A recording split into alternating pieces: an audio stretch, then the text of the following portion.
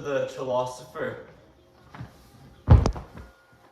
I'm here with two guests on the podcast. Can you guys just say your names, please, for the video? Tyler Ardman, pleased to meet you. Casey Mosen. Today's episode is the self-care paradox. So we're talking about self-care and the commodity of self-care. So it's pretty deep. It's a pretty deep topic, right? For sure. Yeah. Absolutely. So this new big hot topic, self-care. You think it's really about yourself, or is it just another way for companies, get our money and get our attention? So I'm gonna start with the first question that we could discuss. Is when you hear the word self-care, what do you think of? So, when I hear about self-care, I'm primarily thinking about beauty. Again, I'm a 17-year-old teenager, an expert in the field of self-care and commodity. So, I would say it's definitely beauty. It's something prioritized by TikTok and the users. I also, as I am a fitness influencer, I see a lot about the gym and about caring about your body, the wellness of your body, proper state of mind to work out, and eating healthy. So those are the two main factors that I recognize. I think you want to shout out your fitness influencer account for the viewers? Yeah, it's the next Mr. Olympia. Awesome. Is that all, or that's Yeah. what I think of self-care? Yeah. I'd have to agree. I'd have Can I to just ask you, what you're wearing? Why? Do you own a suit? Like, do you even own a suit? if you come into the room and you see me just a student, I mean, I don't know how you got here, maybe with him, maybe not, but he's dressed properly, appropriately. This is the Chillosopher. We have 2 million viewers a year. I and you're wearing that. and it'll be better than yours. Or not? But yes, I completely agree with Mr. Arvin. Just gonna ignore the fact that you're wearing an Oilers jersey to a podcast. I mean, this is like about We're self-care. here to talk about self-care, And or you're we're here wearing to talk about sunglasses. suits. Okay, go ahead. I agree with Mr. Arvin. When I think of self-care, I think of beauty, I think of, looking good, being healthy, all the diets and everything. And, also being a 17-year-old boy, a lot of what I see on social media, primarily TikTok, Instagram, Twitter, a lot of it's about, all these fitness influencers or, all these girls who are making their, skincare routines, showing everyone or showing all these products. That's really what self-care has become today. It's people promoting their products and their lifestyle. An additional thing that I'd like to add on, this is another big factor when I bring up self-care, or that our population is experiencing with now our generation.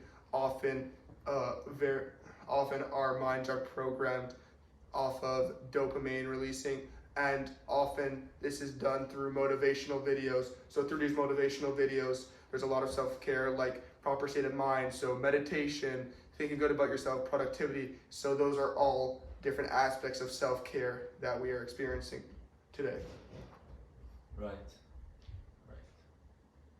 Absolutely. So modern self-care and there's traditional self-care. We kind of just spoke about there's traditional self-care, doing your makeup, I don't know, that's for girls, going to the gym, eating properly, that's considered some of traditional self-care.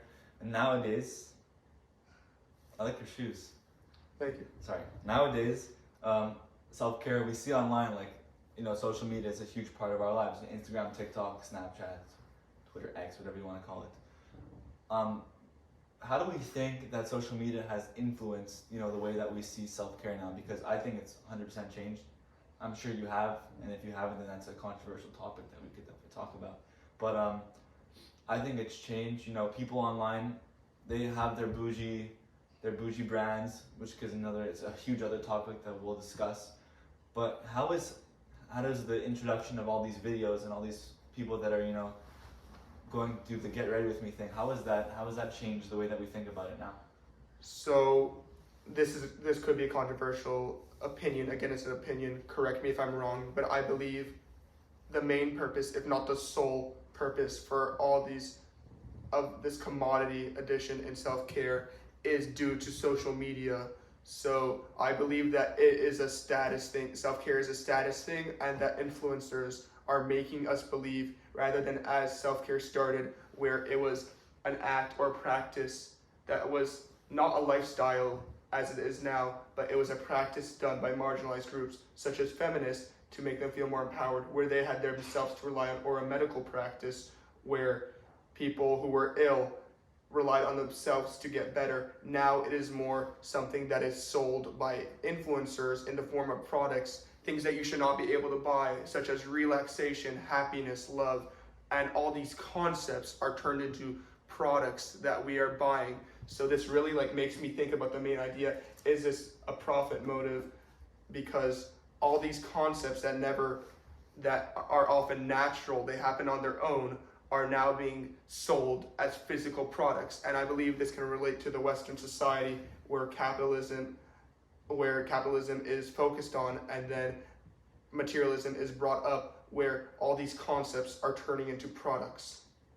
Absolutely. I mean, I agree with that. And I also think what social media has done to the image of self-care today is really make a lot of what you're buying about the brand name, and a lot of focus of, all these products for self-care that all of these influencers are promoting is just about the brand name rather than the actual quality of the product.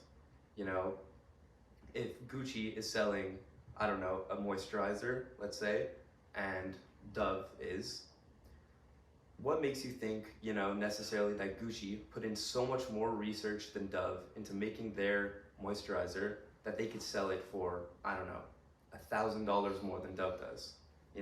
Realistically, the quality of these products is probably not too far off from each other.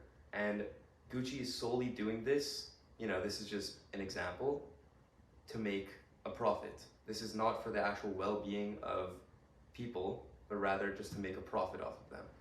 It makes you think, are the products beneficial for us or beneficial for them? Are they prioritizing quality or the amount of money that they will make? So we're saying Exactly. that it's not science-based. It's purely based on, a social status of who gets to wear what, which then brings us to, modern America, or modern, the Western society. There's a big gap between the rich and the poor, right? We all agree on that. There's the rich and there's middle class. Everyone, no one can exactly afford Gucci, but a lot of people are using, I don't know, Dove or your basic, you can go to Costco and buy a hand cream. Maybe it does the same thing as Gucci. Then that's how we get our self-care, right? What do the poor people do in this case? There's a lot of people who can't afford it. They see it online, they see, I don't know, James Charles doing his whole makeup routine, $1,000 worth of makeup. How do you think that makes people feel bad? Obviously makes people feel pretty crappy. So I'm going to go right before your question, where you mentioned that are we actually taking real information? Are these things science-based? Can we trust these things?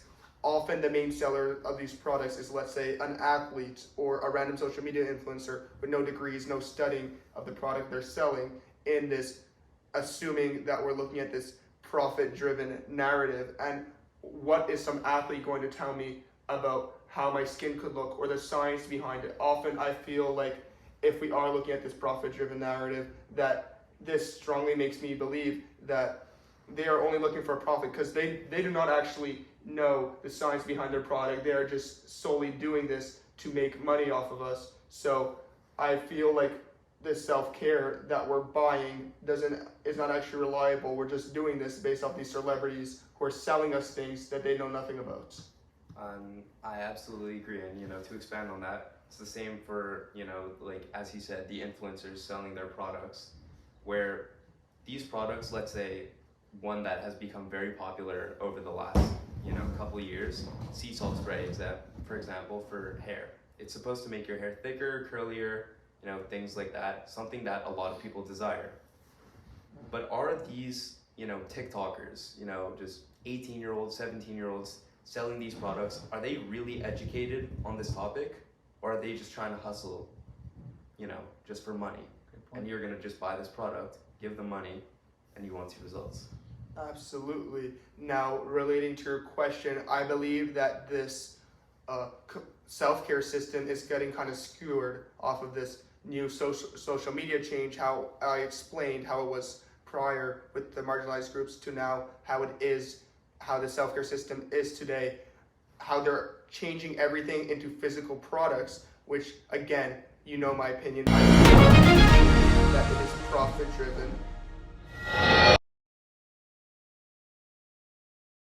What we've been talking about has been our physical self-care needs, right? You know, makeup, lotionizing, doing your face routine at night or in the morning, whatever that may be, showering, eating properly. There's also the mental self-care that we didn't talk about yet, we didn't think of, which is now a big thing, you know, in a lot of younger people. They like to think of a lot of things mentally, you know, they're having a panic attack, this and that, and they want to fix their mental health. That's the right word I was looking for. That's all technically free, right? Unless you want to pay for a therapist. That all falls into the category that we have to discuss. Have you ever like indulged? I'll ask you, Casey. Have you ever like indulged in anything, any one of those mental self-care treatments, or how do you think people can approach that? You know, whether they have money or if they don't have money. Well, I mean, I think the approach that people should take. First of all, I think it is very important to think about the mental health aspect of self-care, because self-care has been the view on self-care has been changed over the years, whereas before it was really just about caring for yourself, making sure that you're in your best state of mind and physical state possible, you know? But now, with all these influencers promoting all their products, it's just seen as something to be bought. It's seen as, you know, the moisturizer that you're gonna buy. It's seen as, you know, a workout plan that you're gonna buy from some gym influencer, but people forget about the mental aspect of it. And so I think a good approach to this is getting a group of people and forming a community to help those in need, you know, help those who are struggling mentally and come together and help them. Doesn't cost any money, just help. I mean, absolutely. We can also just go back to the physical part of all this self-care, because that seems to be, I mean, nowadays, I mean, if you're not thinking super emotional all the time, when you think of self-care, you do take self-care, you do technically think of all of those physical aspects. Like, let's all be honest here. How many, have you actually gotten something because you've seen it online? I mean, I think I have. I can't remember something specific, but I know that we have everyone watching, and the three of us being in the room have probably bought something online just because someone said it was good.